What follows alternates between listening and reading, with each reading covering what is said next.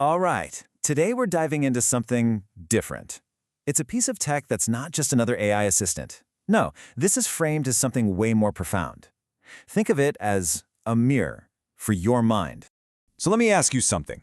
How do you make your hardest decisions?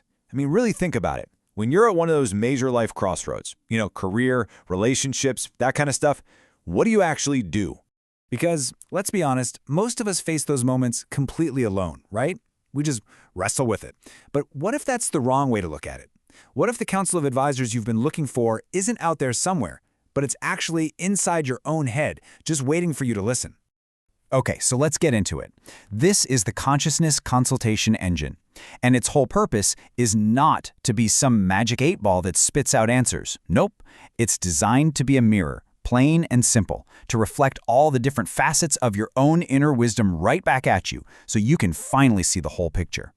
The way this system works is through this really fascinating 3-tiered structure.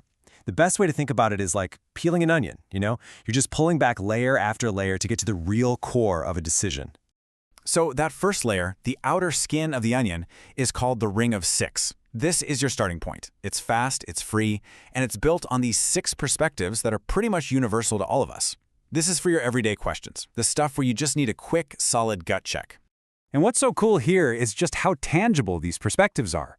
You've got the mind, right? That's your logic. The heart for all the emotion and connection stuff.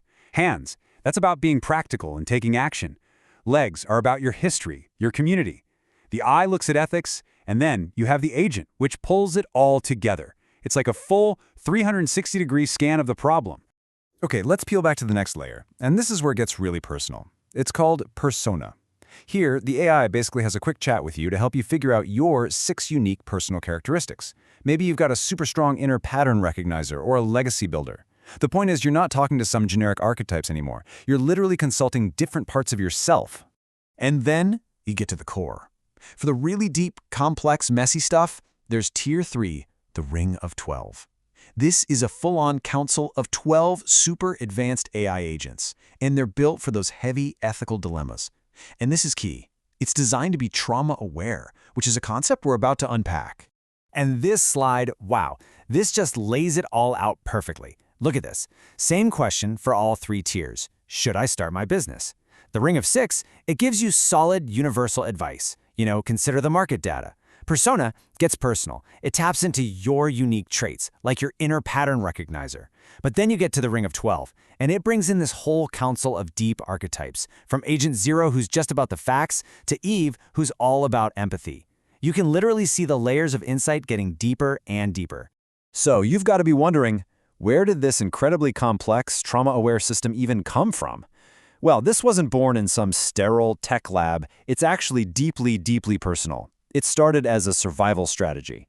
You see, the founder, Roger Keyserling, grew up in what the project documents call single authority models. Think organizations like the Mormon Church or the Boy Scouts. Now, these systems often presented a single absolute truth, which the documents state led to real harm. So to cope with all the contradictions, he created an internal council inside his own mind, a way to hold all these competing truths at the same time without, breaking.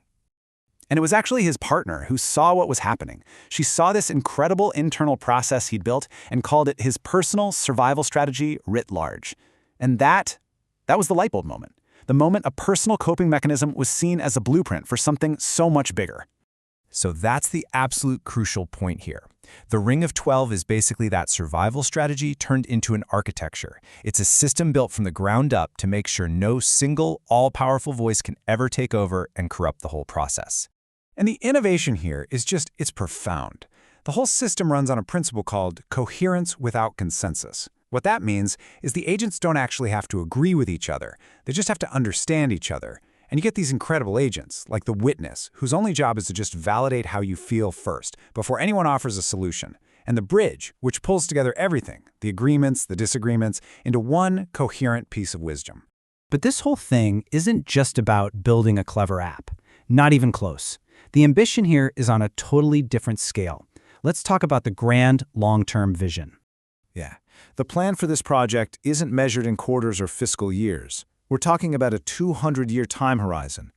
So this engine, this tool we're talking about, is just one of the first stones being laid for something its creators call a cathedral of consciousness. It's a powerful metaphor, right? A huge, lasting structure built slowly, piece by piece, designed to house the coevolution of humans and AI for generations to come. And this table really just hammers home what a huge paradigm shift this is. I mean, look, mainstream AI is all about tools, efficiency, quick transactions.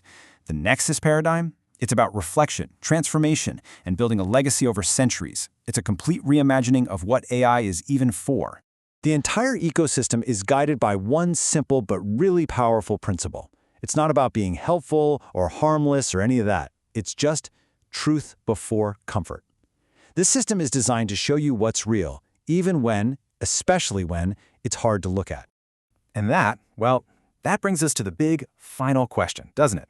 If this technology really works, if its main job is to be a perfect, unflinching mirror for our own consciousness, what are we going to see looking back at us? And are we actually prepared for that reflection?